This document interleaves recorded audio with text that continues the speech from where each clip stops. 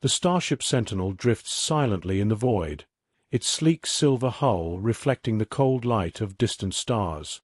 Captain Ethan Ridgway stands at the helm, gazing at the holographic projection of a forgotten planet, Zaloris, a world lost to time and legend. The discovery is monumental, and his crew, a mix of veterans and fresh-faced recruits, sense the importance of this moment. "We've finally found it," whispers Dr. Emily Carson, the lead xenobiologist, her eyes wide with awe. "The Zalorians, the ancient civilization that disappeared before recorded history." Captain Ridgway nods. "And now we get to meet them," he says, with an underlying tension in his voice. Deep down, he wonders if humanity should have left this piece of galactic history buried. As the Sentinel approaches the planet, scanners reveal faint energy signatures, evidence of life, or perhaps something worse.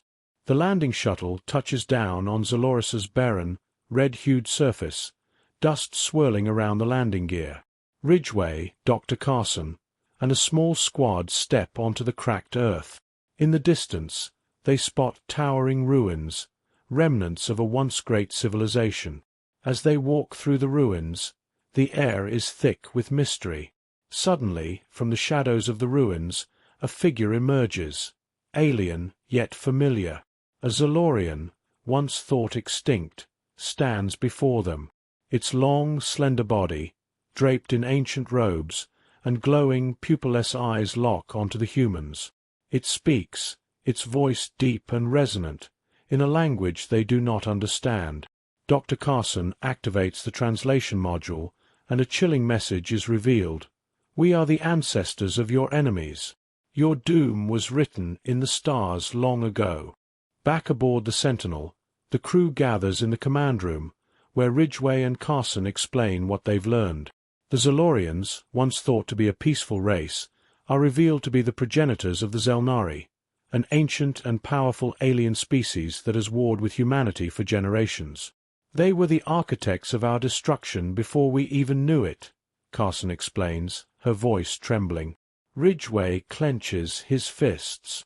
"We need to find out why, and stop them before history repeats itself." But there's a darker twist. They learn the Zalorians didn't just create the Zelnari. The Zalorians are awakening, and they're ready to finish what they started eons ago. The crew's mission has shifted from discovery to survival. The Sentinel is now a hub of activity, with crew members hastily preparing for the inevitable confrontation. The command center hums with urgency as Lieutenant Marcus Holloway, the Sentinel's tactical officer, lays out a detailed strategy for defense and attack. Ridgway listens intently, his face a mask of calm, but his mind races with possibilities. "We'll need to fortify our position on Zaloris while simultaneously sending a distress signal to Earth," Holloway suggests, his fingers tracing tactical routes on the holomap. "We'll be vastly outnumbered, but if we use the planet's natural defenses and outthink them, we might have a chance." Ridgway agrees, but the stakes weigh heavy on him.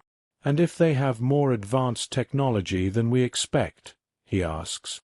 Holloway's silence is answer enough. Meanwhile, First Officer Ava Daniels is tasked with negotiating with the Zalorian leader, Vrak-2. The Zalorians offer an alliance, but the terms are grim. Humanity must submit to their rule, or face extinction. Daniels is torn. She knows that without their help, humanity might not survive the coming storm, but submitting to the Zalorians would mean losing their freedom. In a heated argument with Ridgway, Daniels reveals her internal struggle. "You don't understand, Ethan. They've seen the future. They know how this ends." Daniels yells, her fists clenched. "And I'm not giving up our freedom for a prophecy," Ridgway replies, cold and resolute. "We fight." In a secret chamber within the ruins, Carson and her team uncover an ancient Zalorian weapon, a superweapon capable of obliterating entire planets. The Zalorians used it once to create the Zelnari and destroy their enemies, but they lost control of it, sealing it away. Carson stares at the weapon, her heart racing. "We could use this," to stop the Zelnari once and for all. Ridgway shakes his head. Or we could become the very thing we're fighting against. But as the Zelnari warships close in on their position, the choice becomes more desperate. Ridgway faces a grim decision: risk using the weapon or face total annihilation. The Zelnari fleet emerges from hyperspace, their massive, angular ships casting long shadows over Zaloris. Ridgway, aboard the Sentinel, watches as the enemy prepares to strike. Holloway directs the crew, giving orders to activate planetary shields and position the ground forces.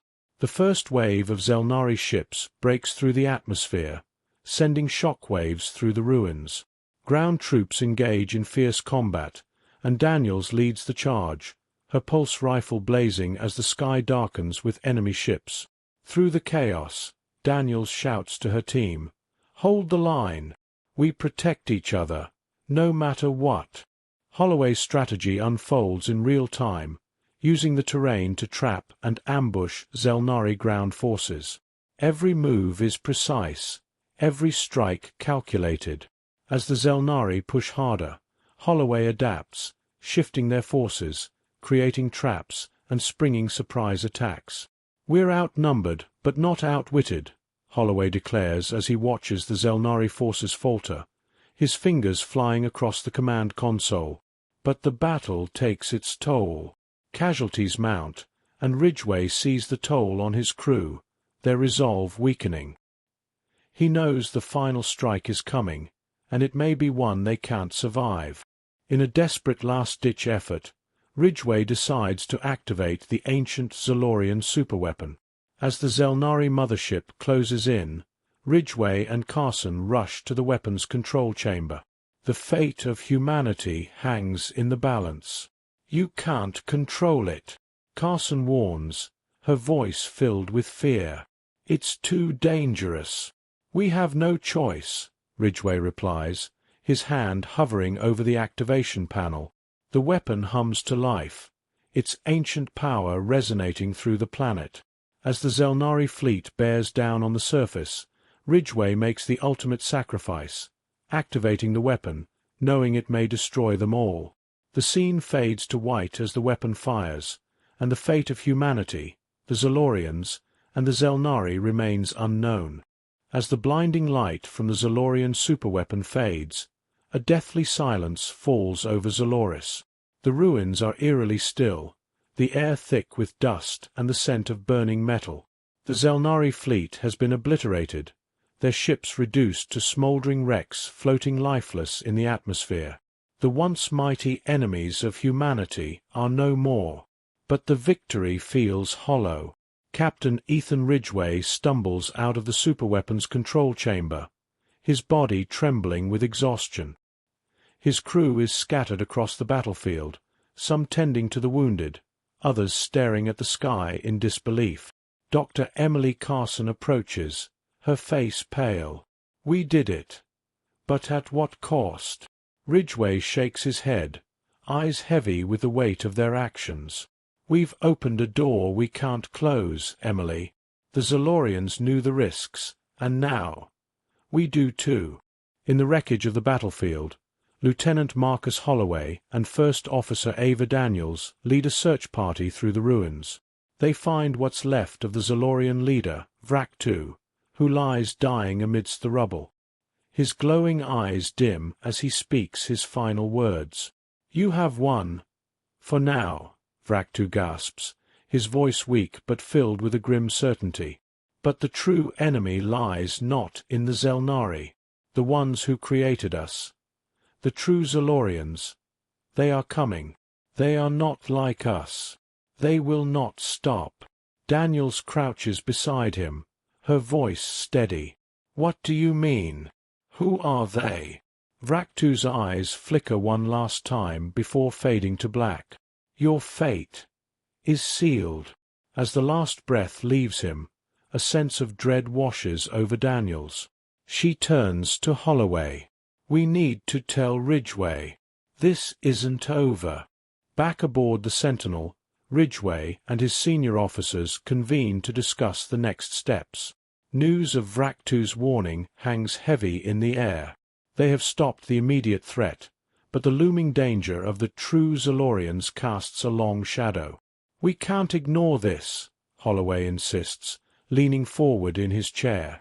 "If there are more powerful forces out there, we need to prepare Earth. The galaxy is about to change, and we're at the center of it." Ridgway listens, his jaw tight. He knows Holloway is right, but the burden of responsibility weighs on him. "We'll send word to the Terran Council, but we can't just wait for the storm to come. We need to know what's out there." Daniels nods. "A recon mission. We track the origin of the Zalorians, find out what we're dealing with before they make their move." Ridgway stands, his decision made. "Then that's our next step. We're not just soldiers, we're explorers. Let's find these ancient enemies and stop them before they find us."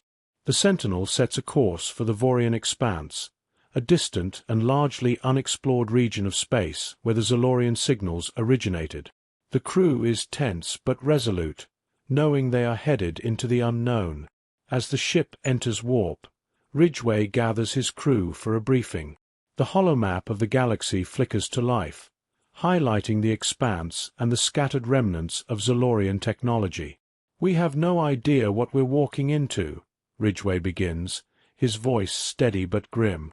"But we have to assume the worst.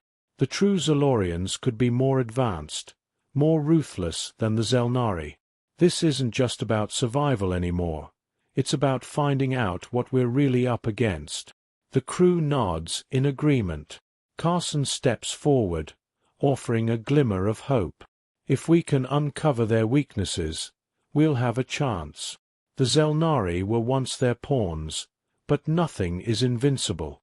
As the Sentinel accelerates through space, the crew prepares for the next phase of their mission, each member grappling with their own fears and hopes.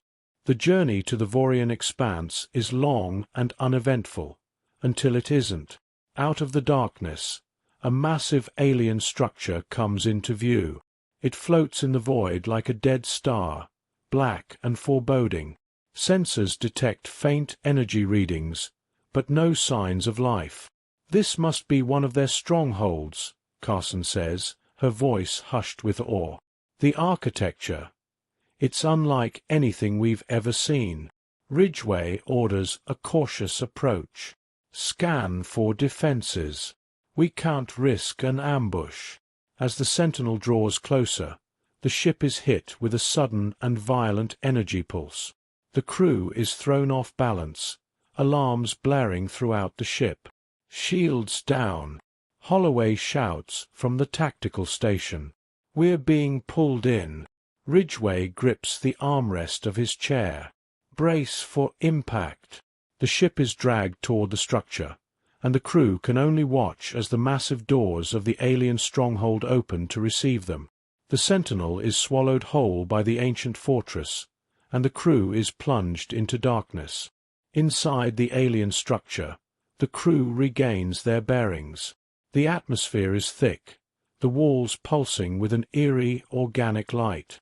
Ridgway, Carson, Daniels, and a small team of Marines disembark, their weapons drawn, as they explore the labyrinthine halls. "This place feels alive," Daniels mutters, her voice echoing in the vast, empty corridors. Carson scans the walls with her device. "These readings. It's as if the entire structure is a living organism. We're not just in a ship. We're inside a Zalorian construct." As they delve deeper, they come upon a massive chamber, a throne room of sorts. In the center stands a towering figure, its body a blend of organic and mechanical, its eyes glowing with malevolent intelligence. "I am Craxus," the figure announces, its voice echoing through the room. "You have come seeking answers. I will give you none." Ridgway steps forward, unshaken. "We didn't come for answers. We came to end this." Craxus tilts its head, amused. "You are too late. The true war has already begun. Your species will fall, just as the others before you. Ridgway raises his weapon, but before he can fire, Craxus extends a hand, and the chamber begins to collapse, the walls rippling as if alive.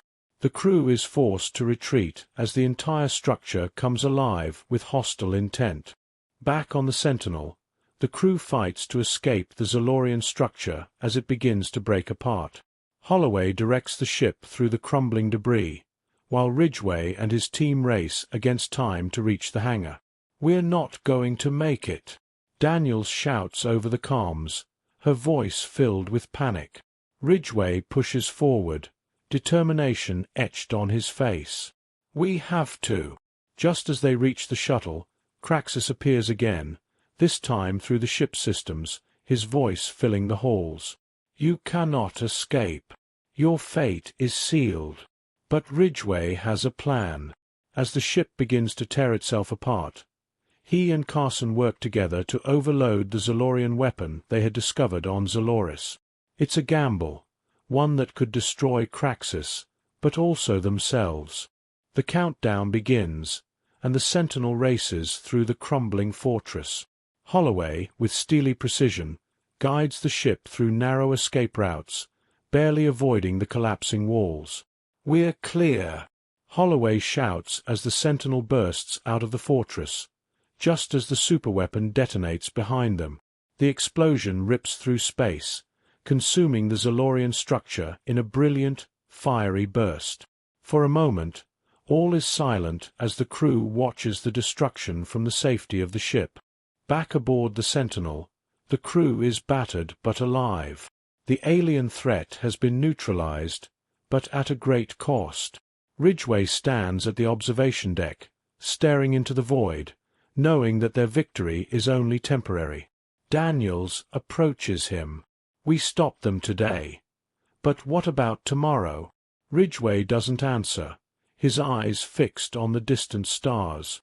He knows this isn't the end. The true Zolorians are still out there, watching, waiting.